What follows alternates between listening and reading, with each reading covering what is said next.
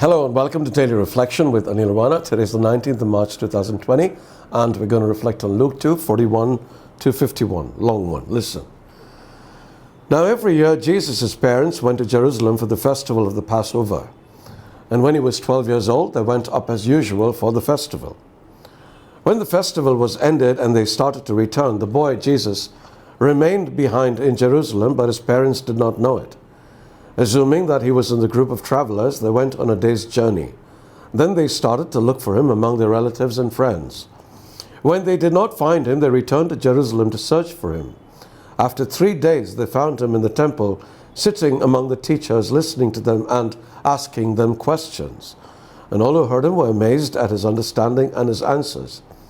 When his parents saw him, they were astonished, and his mother said to him, "Child, why have you treated us like this? Look, your father and I have been searching for you in great anxiety." And he said to them, "Why were you searching for me? Did you not know that I must be in my father's house?" But they did not understand what he said to them.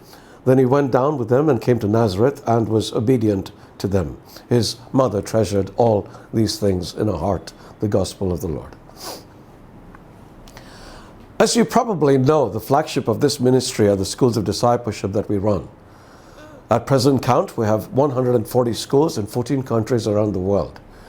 The average age of the students is dropping as more and more youngsters join the schools. And one of our more recent schools in Bandra really took this down because it has a whole bunch of pre-teenagers who turn up for the classes. And they do this on their own without mommy in tow. When I first met these children and saw their enthusiasm to sit in with people much older than themselves and learn about Jesus, I realized an important truth. Children naturally gravitate towards Jesus. They have this natural inclination towards God and the things of God. And it is only when they are prevented from doing so that they move away.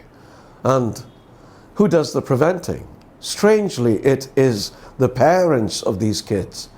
We give more importance to their schoolwork, pack in extra tuitions, throw in dance and music classes, and then get them to take part in sports and other activities. And God is right at the bottom of the list of priorities, if He is there at all.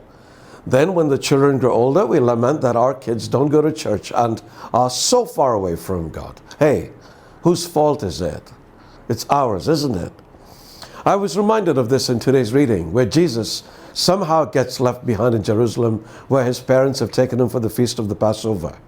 A day into their journey, they discover that he's missing and find him 3 days later in the temple debating scripture with the elders.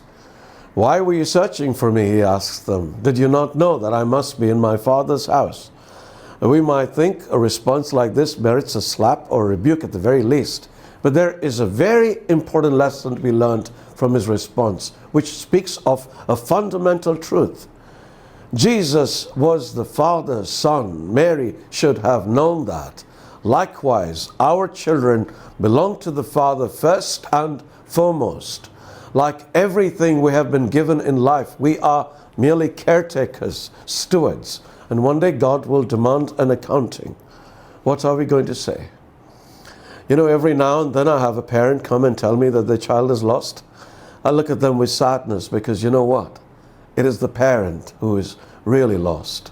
If we find our way, the children will find their way too. God bless you.